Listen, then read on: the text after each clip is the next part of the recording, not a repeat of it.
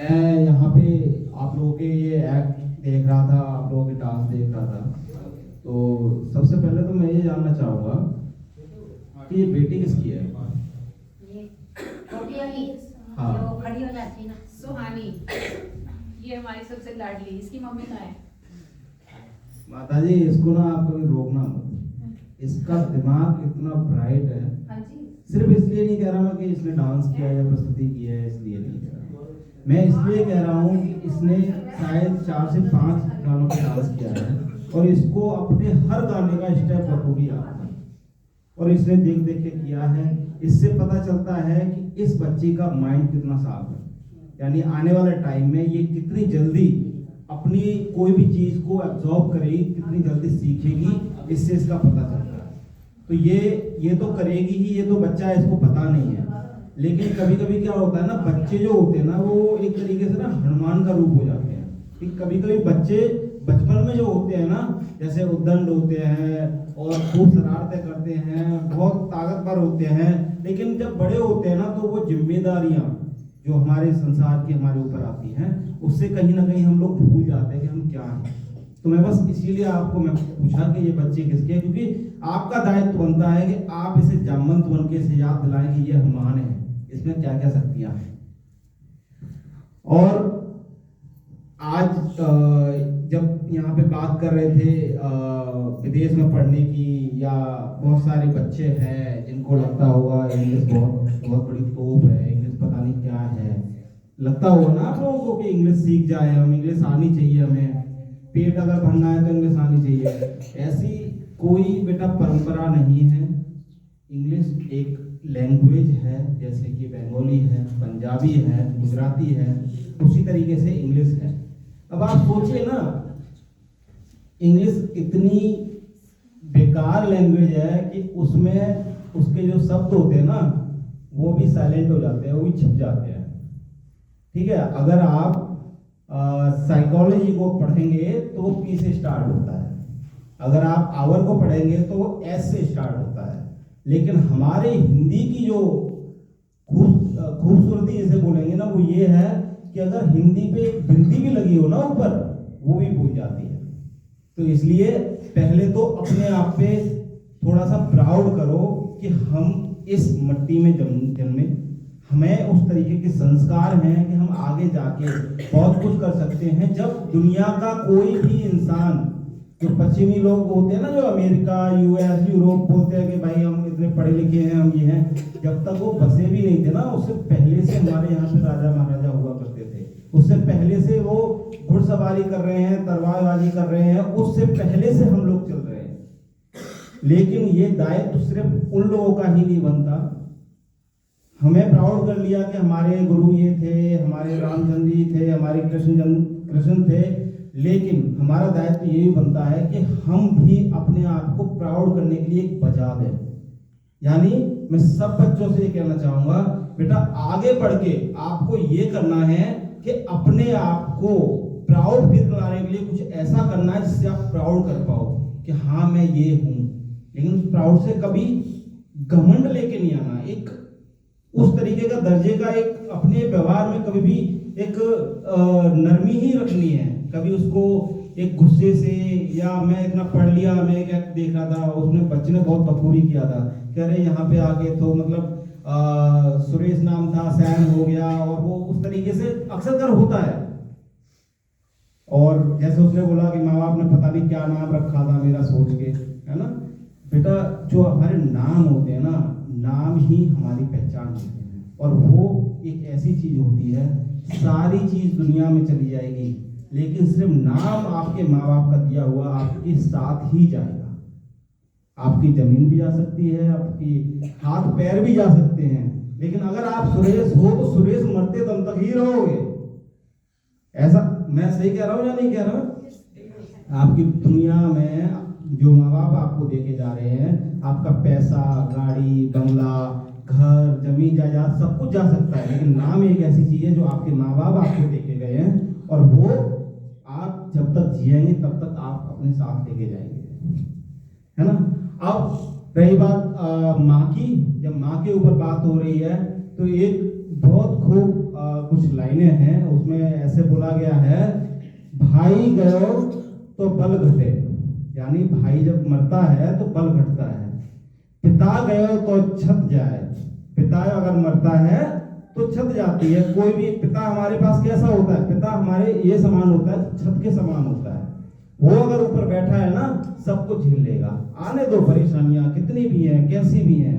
आज हम लोग यहाँ इकट्ठे हुए हैं, क्यों हुए हैं उसके ऊपर मैं बाद में बात करूंगा, लेकिन ये लाइन मैं आपको बता रहा हूँ। भाई मरे तो बल जाए, पिता मरे तो छत, और जिस दिन मरेगी माँ बड़ी उस दिन जग सूना हो जाए।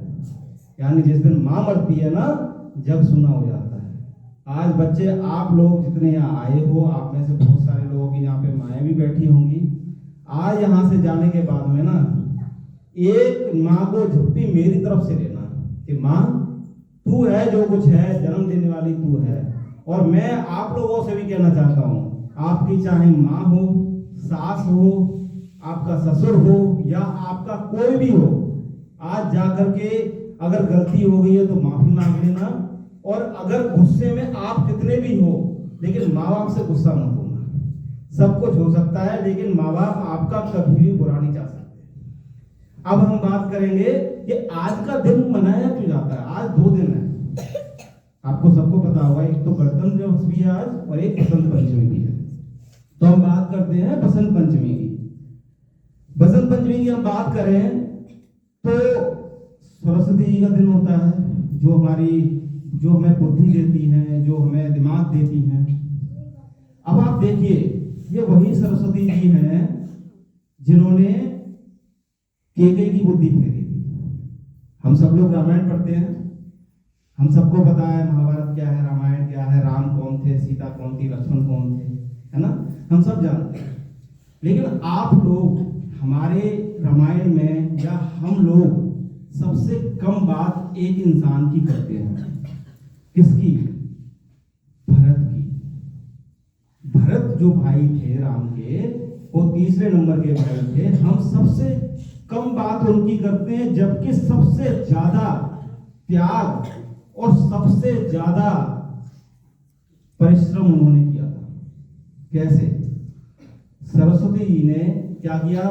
देवताओं के कहने पे मंथरा की बुद्धि फेरी, और मंथरा ने क्या किया? केकई की बुद्धि फेरी। क्यों? अरे ये तो राम है, ये तो बड़ा रहेगा, ये सब नौकर की तरह लगे रहेंगे तेरे बेटे, अपनी जमीन जायदाद ले ले, तू महल में बैठ जा, तेरा बेटा बैठ जाए, ये अच्छा रहेगा। ये किसके करने पे किया था? देवताओं के करने पे। क्योंकि देवता चाहते थे कि राम जी महल से निकले और संसार में जाए, संसार का उद्धार करें। रावण है कोई जो अत्याचार करता है, उसको जाकर के उसका वध करें। राइट? तो उन्होंने क्या किया कि केकई की बुद्धि फेर दी। लेकिन जिस दिन राम जी गए, उसके बाद भरत को पता चला कि भाई राम जी, माता जी ने मेरी ने ऐसे कोई वरदान, एक शर्त थी जो पिताजी से मांग ली, और पिताजी चले गए और अब राम भैया भी जा रहे हैं। तो भरत उनको मनाने गए थे कि नहीं गए थे? बेटा ध्यान से सुनना। जब भरत मनाने जा रहे थे तो देवताओं में हलचल पैदा हो गई कि अब क्या होगा भाई, अब तो ये मना के ले आएगा, और राम अपने भाइयों को कुछ मना नहीं कर सकते। अगर ये मना लाया तो क्या होगा? तो देवता फिर इकट्ठे हुए, बात करी और जाके गए सरस्वती जी के पास। कहते काम करो, आप ना भरत की बुद्धि ना फेर दो। तो सरस्वती जी कहती हैं कि तुम अजीब को, मैं सबकी बुद्धि फेर सकती हूँ लेकिन भरत की बुद्धि नहीं फेर सकती। मोसो कहत भरत मत फेरी, मेरे से कहते हो कि भरत की मत फेर दूं मैं? अरे तुम बुद्धू हो क्या? वो इंसान जिसके लिए राम अपने सब कुछ त्याग करने के लिए तत्पर है, उसकी मैं बुद्धि कैसे फेर सकती हूँ? जब वो मनाने गए तो उन्होंने वहां जाते ही पूछा, भगवान राम ने भरत से पूछा, भाई क्या चाहिए, तुम क्यों आए हो? तो उसने बोला कि तुम अब भी मेरे से पूछ रहे हो मुझे क्या चाहिए? मेरी वजह से पिताजी चले गए, मेरी वजह से आप यहाँ पे वन में घूम रहे हो, मेरी वजह से सोने चांदी के आभूषण पहनने वाली मेरी माँ सीता वो देखिए यहाँ पे ऐसे नंगे कानों बैठी हुई है। अब आप मुझसे पूछ रहे हो मुझे और क्या चाहिए? मुझे कुछ नहीं चाहिए। अब आप एक काम करो, आप वापस चलो यहाँ से, आप वापस चलो यहाँ से। और ये जो रामायण है ना, रामायण को कभी भी ऐसे मत समझना कि ये कोई हमारा ग्रंथ है या ये कोई हमें कुछ भक्ति सिखाता है या कुछ इस तरीके की सीख देता है। रामायण को एक कहानी की तरह अगर पढ़ोगे ना तो आपको बड़ा मजा आएगा पढ़ने में उसको। आप उसको अगर पढ़ोगे तो बड़ा मजा आएगा जब अगर उसे एक कहानी के रूप में पढ़ोगे। अब ये मैं आपको बता रहा था कि सरस्वती जी ने क्या किया था, तो अब आप सोचिए कि सरस्वती जी कितनी इंपॉर्टेंट है हमारी लाइफ में। अगर वो रूठ गई तो हमारी बुद्धि कैसे भी फेर सकती है ना। एक बुद्धि फेरने पे राम को दत्तर भड़का दिया था उन्होंने, पूरे जंगलों में भड़का दिया था। तो हम सोचे हम तो कुछ भी नहीं है, वो तो राम थे, है ना। तो सरस्वती जी को इसलिए हम उनकी पूजा करते हैं, इसलिए उनकी वंदना करते हैं, जिससे कि वो हमें बुद्धि दे, हमसे खुश रहे और हमें आगे बढ़ाए। अब एक आपने सबने सुना होगा कि श्री कृष्ण जी थे, श्री कृष्ण जी ने बोला था कि कर्म करो फल की इच्छा मत करो। कहते हैं ना, कर्म करो लेकिन फल की इच्छा मत करो। कर्म बाधिकारस्ते मां फलेषु कदाचन, यानी कर्म करो लेकिन फल की इच्छा मत करो। लेकिन इसमें एक चीज और है बेटा, मैं आप सब लोगों से कहना चाहता हूं, छोटे छोटे बच्चे तो नहीं समझ पाएंगे लेकिन आप समझ पाओगे। कर्म करो लेकिन ज्ञान के साथ करो, यानी कर्म करो लेकिन ज्ञान के साथ करो। कर्म एक रिक्शा चलाने वाला ज्यादा काम करता है एक बिजनेस करने वाले से, करता है कि नहीं करता? लेकिन फिर भी वो रिक्शा चलाता है। क्यों? क्योंकि कहीं ना कहीं ज्ञान की कमी है। ठीक है, श्री कृष्ण जी ने जो बोला मैं उसको डिनाई नहीं कर रहा, बहुत अच्छा बोला और हम सब करते हैं। सब कहते हैं ना हार्ड वर्क करो, हार्ड वर्क करो, हार्ड वर्क करो, लेकिन कहीं ना कहीं ये भी कहने लगता है कि नहीं स्मार्ट वर्क भी करो, है ना। तो स्मार्ट वर्क का मतलब ये नहीं है कि मोबाइल पे बैठ गए, लैपटॉप पे बैठ गए और बस स्टार्ट हो गए, नहीं। स्मार्ट वर्क का मतलब है कि ज्ञान के साथ हार्ड वर्क करो, ठीक है ना।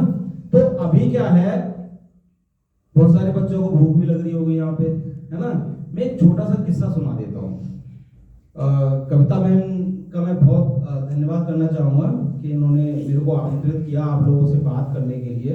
और मैं मतलब मैं ही बोलता हूँ मैडम को, ठीक है। हालांकि मैं इनको अपनी माँ मानता हूँ, लेकिन मेरी माँ तो रही नहीं दुनिया में, लेकिन फिर भी कहीं ना कहीं मेरे मुंह से माँ निकलता ही नहीं, मैम ही निकलता है मेरे मुंह से। तो मैं इनका बहुत शुक्रगुजार हूँ। लेकिन फिर भी बच्चों, आप लोगों को मैं एक बात कहना चाहूँगा। जैसे बादशाह का मैं यहाँ पे देख रहा था, ठीक है। बादशाह की जब स्टार्टिंग हुई थी तब भी मैं आया था, ठीक है। लेकिन तब में और अब में बहुत फर्क है, जमीन आसमान का फर्क है। मतलब अभी आप अगर गूगल पे डालोगे ना बादशाह तो आ जाएगा, लेकिन उस टाइम थोड़ा सा आज से 3 साल पहले 4 साल पहले ऐसा नहीं था। क्यों? क्योंकि बादशाह कुछ है, कुछ कर रहा है, लोगों में ये जागरूकता जा रही है। आप लोग, मैं अभी एक बच्चे से बात कर रहा था यहाँ पे, तो मैंने ये बोला था बेटा भूख लग रही है क्या? मैं उस बच्चे से ही बोल रहा था कि हर इंसान के अंदर एक क्वालिटी होती है, राइट। आप लोग यहाँ आ रहे हो तो सिर्फ आप यहाँ सीखने के पर्पज से ना आए, आप यहाँ कुछ सिखाने के पर्पज से भी आए। क्यों? क्योंकि जो आपके अंदर क्वालिटी होगी ना, वो शायद यहाँ किसी और में हो, तो वो क्वालिटी भी आप यहाँ सिखा सकते हो। अब बहुत सारे लोग, मैं यहाँ पे एक भी कोई भी मैं यहाँ पे नर नहीं देख रहा, यानी कोई आदमी नहीं देख रहा मैं यहाँ पे मैं। लेकिन अगली बार जैसे ये करो तो आगे से याद रखना कि उनको भी पार्टिसिपेट करें वो, क्योंकि ज्ञान क्या है ना, ज्ञान बांटने से बढ़ता है। जैसे खुशी अभी बोला था ना, खुशी बांटने से बढ़ती है, उसी तरीके से ज्ञान भी बांटने से बढ़ता है। अब आप ये सोचो, अरे हमारी तो उम्र हो गई, शादी वादी हो गई, बच्चे हो गए, अब ज्ञान का करना क्या है? नहीं, गलत हुआ। ये छोटे छोटे बच्चे हैं, ये कल के लिए कोई चीज पूछेंगे तो आप कैसे बताओगे? ये मोबाइल का, आप ही मोबाइल पे ये लोग बोले इतना अच्छा, ठीक है, क्या कोई बता पाएगा कि इन्हें मोबाइल की जरूरत क्यों पड़ी? क्यों जरूरत पड़ी इनको मोबाइल की? क्योंकि जो इनकी जो उत्सुकता है ना चीजें जानने की, वो आप लोग इनको बता नहीं पा रहे। तो इन्होंने क्या किया, लिया हेलो गूगल, जान लिया जो जानना। लेकिन अगर आप वो चीज पहले से ही जानते और इन्हें बता पाते तो शायद ही बहुत कम लोगों को मोबाइल की लत लगती है, बहुत कम लोग मोबाइल यूज करते। तो ये क्या करते हैं, जानने के लिए करते हैं। तो इनके अंदर वो एक हैबिट डेवलप करो। सबसे पहले तो आप खुद सीखो और फिर बच्चों को सिखाओ, ठीक है? तो आज के बाद